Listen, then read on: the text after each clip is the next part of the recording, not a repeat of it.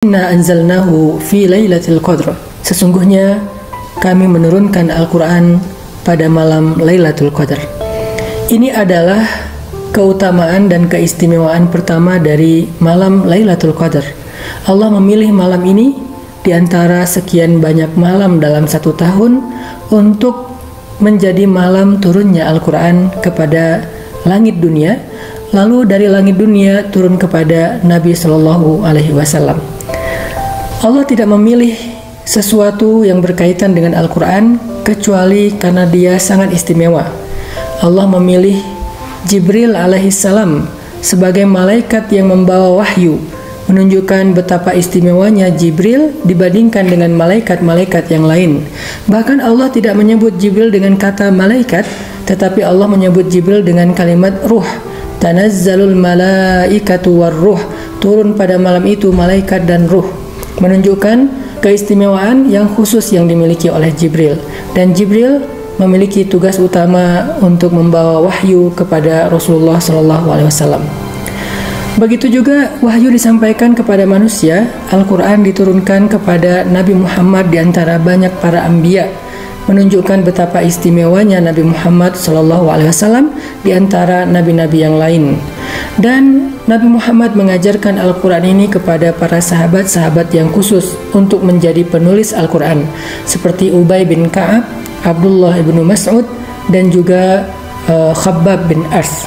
Mereka adalah orang-orang yang sangat istimewa di antara para sahabat, di antara yang sedikit sekali yang mampu menulis dan meriwayatkan Al-Quran. Maka dari itu, kalau Lailatul Qadar Allah pilih menjadi malam untuk menjadi malam turunnya Al-Quran, ini menunjukkan bahwa Lailatul Qadar adalah malam yang paling istimewa di antara malam-malam yang lain. Sebagaimana Jibril lebih istimewa di antara para malaikat, sebagaimana Nabi Muhammad lebih istimewa daripada nabi-nabi yang lain, sebagaimana para sahabat-sahabat yang mulia lebih istimewa di antara orang yang beriman, maka demikianlah istimewanya Lailatul Qadar di antara seluruh waktu. Sehingga siapa yang beribadah pada malam Lailatul Qadar ini, maka kedudukan dia di antara manusia seperti mulianya Jibril, seperti mulianya Nabi Muhammad, seperti mulianya para sahabat di antara yang lain. Allah Subhanahu wa taala juga menjelaskan tentang fadilah keutamaan lain dari Lailatul Qadar adalah Lailatul Qadri khairum min alfi syahr. Lailatul Qadar itu lebih baik daripada 1000 bulan.